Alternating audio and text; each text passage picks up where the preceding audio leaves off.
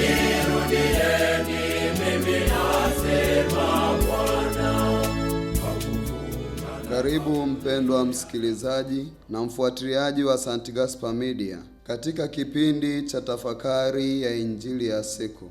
Leo siku ya Ijumaa, juma la 5, kipindi cha Kwaresma, mwaka A wa Kanisa.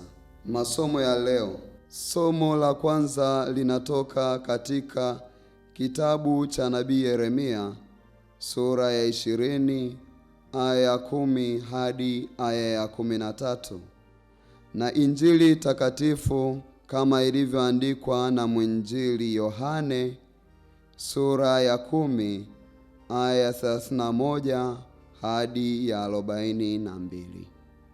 Karibu tusikilize Injili. Somo katika Injili ilivyoandikwa na Yohane. Wayahudi waliokota mawe ili wampige. Yesu akawajibu, kazi njema nyingi nimewaonyesha zitokazo kwa Baba. Kwa ajili ya kazi ipi katika hizo mnanipiga kwa mawe?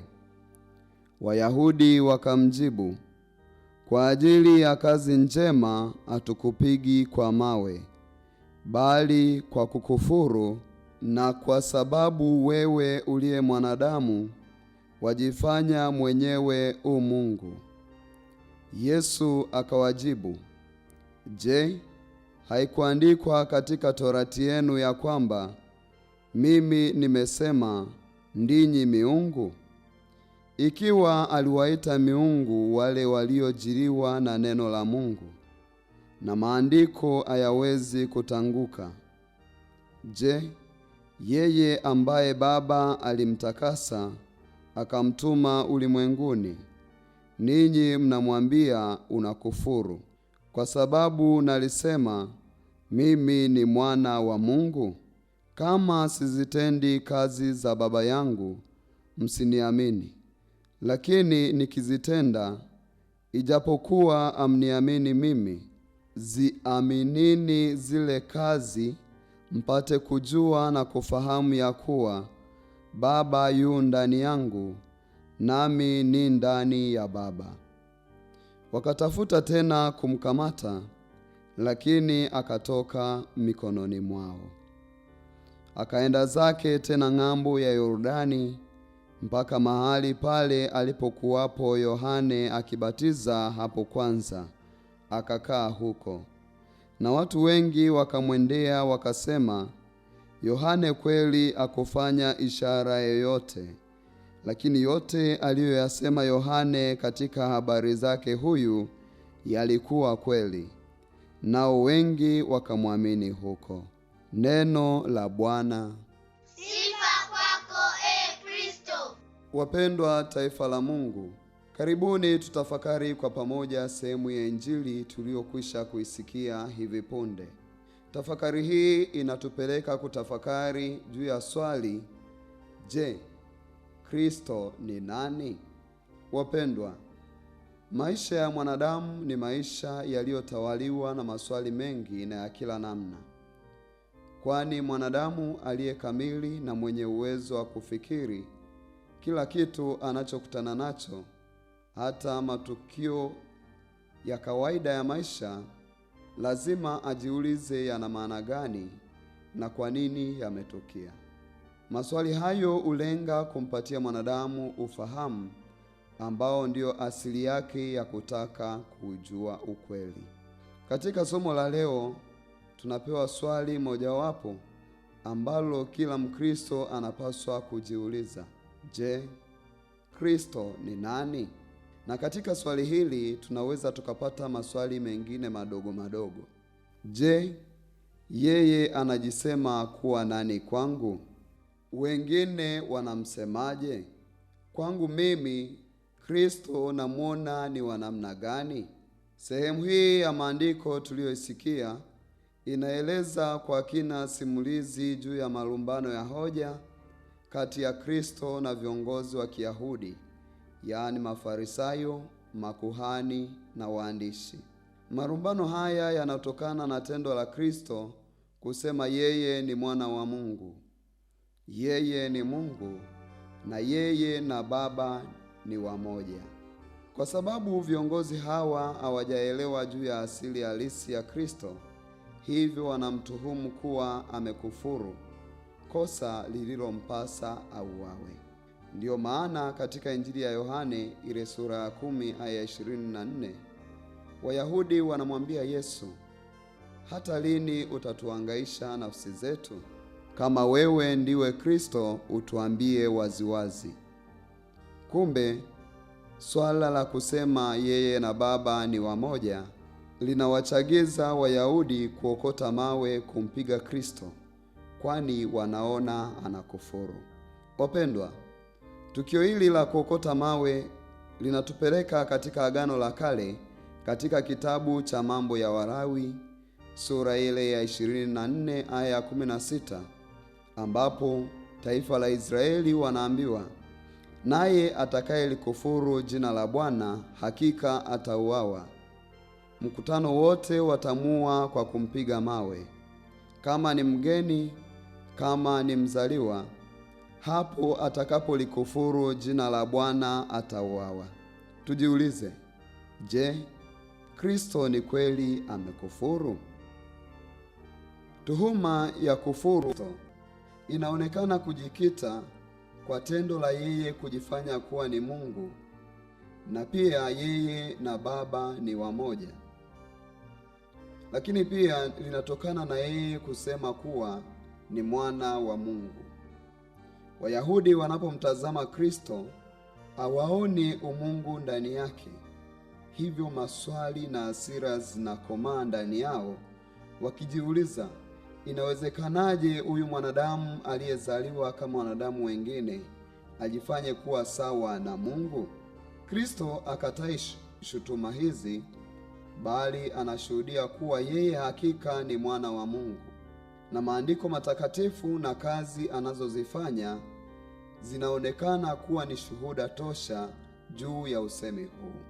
Kristo anatumia maneno ya Zaburi ya 82 inayosema, mimi nimesema ndinyi miungu na wana wa aliye juu nyote pia. Kwa Wayahudi, baadhi ya watu waliofanya kazi ya Mungu kama vile waamuzi waliitwa Mungu, na hii ilikubaliwa kwao. Hivyo Kristo anawauliza, kama swala hili lilikubaliwa, je, itakuwaje kwa yeye aliyetakaswa na kutumwa na Mungu kutumia jina hili ionekane amekufuru? Pia kazi anazozifanya Kristo ni ushuhuda tosha kuwa Mungu anafanya kazi ndani yake, kwani Kristo alidhihirisha hili kupitia miujiza mbalimbali na ishara nyingi alizozifanya. Tukumbuke kuwa kila mtu katika jamii ya Kiyahudi, ili akubaliwe kuwa ni nabii au ametumwa na Mungu au kuwa ni mtu wa Mungu, ilibidi afanye ishara ili kudhihirisha kuwa Mungu yuko naye. Bila shaka tutakumbuka katika Injili ya Yohane ile sura ya 6 aya 30, Wayahudi wanamwambia Yesu, unafanya ishara gani basi tuione tukakuamini? Kumbe kazi alizozifanya Kristo ni ushuhuda tosha juu ya umungu wake. Sasa kwa nini Wayahudi, hasa viongozi ambao wanaonekana kufahamu sheria na manabii, hawamwamini? Na je, kazi zote alizozifanya Kristo pamoja na miujiza hawakuiona? Tukisoma Injili ya Yohane sura ya 10 aya 26, Yesu anawaambia Wayahudi kuwa hawamwamini kwa sababu wao hawamo miongoni mwa kondoo wake. Pia twaweza sema kuwa kutokumwamini Kristo ni utimilifu wa utabiri wa nabii Isaya unaosema, kusikia mtasikia wala hamtaelewa, kutazama mtatazama wala hamtaona, maana mioyo ya watu hawa imekuwa mizito, na kwa masikio yao hawasikii vema, na macho yao wameyafumba, wasije wakaona kwa macho yao, wakasikia kwa masikio yao, wakaelewa kwa mioyo yao, wakaongoka, nikawaponya. Viongozi hawa walishuhudia kazi alizozifanya Kristo na yale aliyoyasema yaliyokuwa ushuhuda kwao, lakini bado wanaona Kristo kama anakufuru kusema yeye na Baba ni wamoja. Lakini pia twaweza ona kuwa undani katika maisha ya mwanadamu, chuki na wivu vinaweza kuwa chanzo cha upofu unaoweza mzuia mwanadamu kuona uzuri na kazi njema ambazo mwingine anazifanya, hata yale matendo ya Mungu yanayodhihirika kupitia wenzetu. Chuki na wivu vinawafumba viongozi wa Kiyahudi hata wao kushindwa kuona umungu na kazi zake kuu alizokuwa akizitenda. Katika nafasi ya kila mmoja wetu ajihoji, je, Kristo ni nani kwangu? Je, ninamwelewa Kristo? Wapendwa, leo maandiko yanatuambia kuwa tukitaka kumwona Mungu na kumwelewa kwa undani zaidi, tumtazame Kristo aliye sura halisi ya Mungu. Mtume Paulo katika waraka kwa Wakolosai sura ya 1 aya ya 15 anasema, Kristo ni mfano kamili unaoonekana wa Mungu asiyeonekana. Mungu anayeishi katika maisha yetu na katika mazingira yale tuliyoyazoea, katika matukio ya kila siku, katika jumuiya zetu na katika mambo madogo madogo. Kristo anaeleweka kupitia mazingira ya kawaida. Ndio maana tunamwona Kristo baada ya mzozano na marumbano anatoka Yerusalemu kwenda Jordan, hii ikiashiria kuwa Mungu anafunuliwa kwa wale walio na mioyo iliyo tayari kumpokea. Wapendwa, maisha ya kila siku ya Mkristo ndiyo muhtasari mzima unaoeleza wazi juu ya uelewa wa Mkristo kuhusu Kristo mwenyewe. Namna yetu ya kumwelewa Kristo inaonekana wazi hasa pale tunapokumbana na magumu. Ni wapi tunapokimbilia? Pale tunapokuwa na furaha, je, wapi tunaelekea? Tunapoweka mipango yetu ya maisha, je, nani tunamshirikisha akiwa wa kwanza? Lakini pia, je, watu wakitazama namna yetu ya kuhusiana, wanamwona Kristo kweli? Mwandishi anapozungumzia Wayahudi kumkataa Kristo na kutaka kumpiga mawe, haishii kutuelezea juu ya tafsiri sisisi ya kumkataa, bali anataka tuone kuwa mwenendo mzima wa maisha ya viongozi hawa ulivyokuwa kwa Kristo.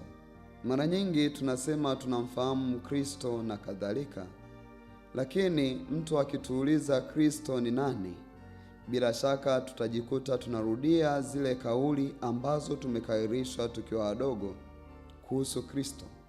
Hila swali hili linatudai kutafakari kwa kina ni kwa namna gani tunamtambua Kristo, lakini pia ni kwa namna gani tunavyokutana naye katika maisha yetu ya kila siku. Ni kitu gani cha kipekee ambacho mimi kama Mkristo najivunia kukifahamu kwa kinaganaga kuhusu Kristo, kinachonigusa mimi kama mimi katika maisha yangu ya ufuasi? Leo tumombe Mungu ili katika kipindi hiki cha Kwaresima, lakini hasa tunapoelekea katika juma hili kuu, tuweze kumwelewa Kristo katika uhalisia wake na hivyo kuweza kumshuhudia kwa maisha yetu ya kila siku. Na kushukuru kwa kutafakari pamoja nami injili ya leo. Niliyekuletea tafakari hii ni mimi Frateri Kristiani Katushabe Joni wa shirika la misionari wa damu takatifu ya Yesu kutoka seminari kuu ya Mtakatifu Gaspari del Bufalo, Kola, Morogoro. Itukuzwe damu ya Kristo!